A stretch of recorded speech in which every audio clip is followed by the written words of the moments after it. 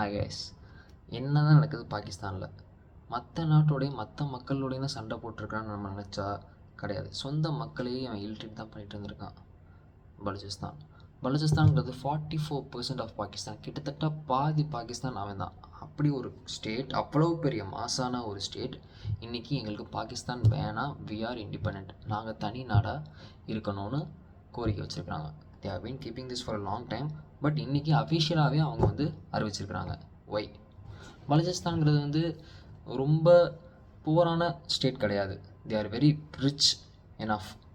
எந்த அளவுக்கு ரிச்னா வெல்த்தியாக தான் ரிச்சே தவிர்த்து மக்கள் பொருளாதாரத்தில் ரிச்சு கிடையாது. அவங்கள்ட்ட சொந்தமாக gold mining, copper mining, oils எல்லாமே அந்த ஊரில் எல்லா செல்வங்களும் இருக்குது. ஆனால் மக்கள் எப்படி இருக்கான்னு கேட்டால் கிடையாது. மக்கள் ரொம்ப கீழே போயிட்டு தான் இருக்கிறாங்க. எதனால்? அவ்வளோ வெல்த் இருந்தும் ஏன் டெவலப் ஆக முடியாமல் இருக்கிறாங்கன்னு பார்த்தோம்னா, பாகிஸ்தான் அவங்களோட மொத்த வெல்த்தையும் சுரண்டிக்கிட்டு அவனோட கேபிட்டலான இஸ்லாமாபாத், கராச்சி, லாகூர் இந்த மாதிரி ஸ்டேட்ஸை டார்கெட் பண்ணி அங்கே தான் அந்த வெல்த் எல்லாத்தையும் எடுத்துகிட்டு கொண்டு போய் டெவலப் பண்ணிட்டு இருந்திருக்காங்க. ஏன்னா and also they don't even allow to build schools, ஒரு ஹாஸ்பிட்டல் ஃபெசிலிட்டிஸ் இல்லை. Instead of that their army convoys, check post, மக்களை ரொம்ப மிலிட்ரி ரூல் மாதிரி ரொம்ப சர்வாதிகாரமாக தான் ட்ரீட் பண்ணிட்டு இருந்திருக்காங்க. எதனால் தெரியாது. Pakistan is not answerable. அங்கே இருக்கிற மக்கள் எவ்வளோ நாள் பொறுத்துட்ருக்காங்க? ஒரு கட்டத்துக்கு மேலே அவங்க ப்ரொடெஸ்ட் பண்ணுறதுக்கு ஸ்ட்ரீட்ஸில் இறங்கியிருக்காங்க. இறங்கின மக்களை யாருன்னு டார்கெட் பண்ணி கிட்டத்தட்ட ஆயிரக்கணக்கான மக்களை கடத்தியிருக்கிறாங்க.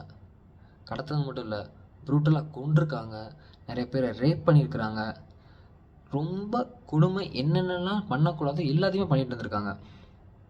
எவ்வளோ நாளைக்கு பொறுக்க முடியும்? ஸோ அவங்களுக்குள்ளேயே ப்ரொட்டஸ்ட் மட்டும் பண்ணிட்டு இருந்த குரூப் ஒருத்தங்க, அது போக இதுக்கு சரி வராது, இவங்களை இப்படியே விட்டால் நம்மளால் கடைசி வரைக்கும் நிம்மதியாக வாழ முடியாதுன்னு வெறுப்பில் தன்னெழுச்சியாக ஒரு மக்கள் படை மாதிரி உருவாகியிருக்காங்க. That is Balochistan liberation army. அவங்களுக்கு ஒரு ஆர்மி உருவாக்கியிருக்காங்க. Sounds interesting.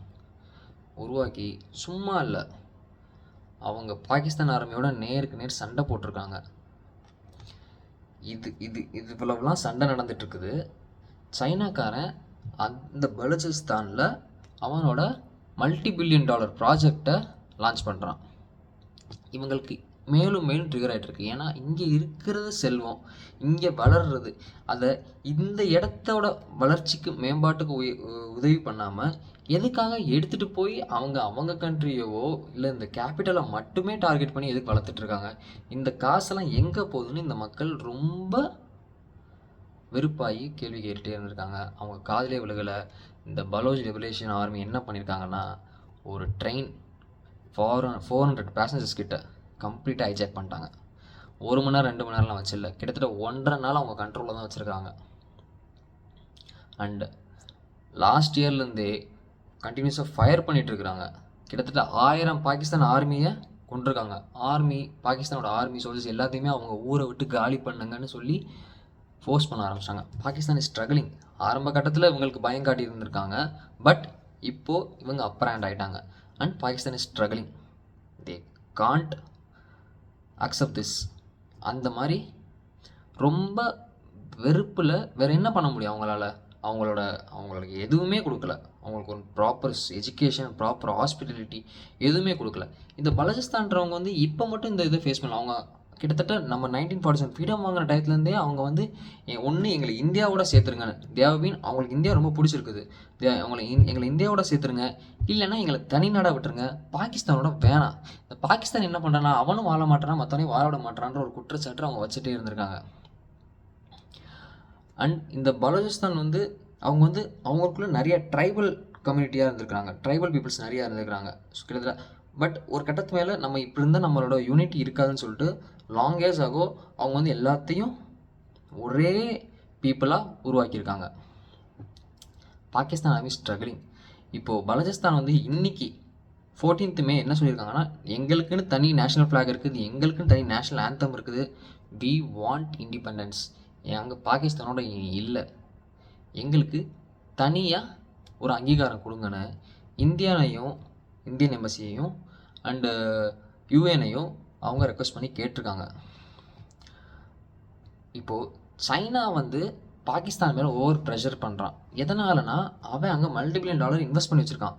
இந்த நேரம் பார்த்து இவனுக்குள்ள ஒரு சண்டை வந்து அவன் இப்படி தன்னிலைச்சே வந்துருச்சு ஏன்னா அது இருக்கிறதே பலூச்சிஸ்தானில். அவனோட பலூச்சிஸ்தான் பீப்புளுக்கு அந்த இது தேவையில்லை. அவன் நீ என்னவோ பண்ணிட்டு போடான்னு விட்டுருவாங்க. ஆனால் இவனுக்கு அங்கே போய் இன்வெஸ்ட் பண்ண மணி அப்படியே ஓல்டில் தான் இருக்குது. Which can never come.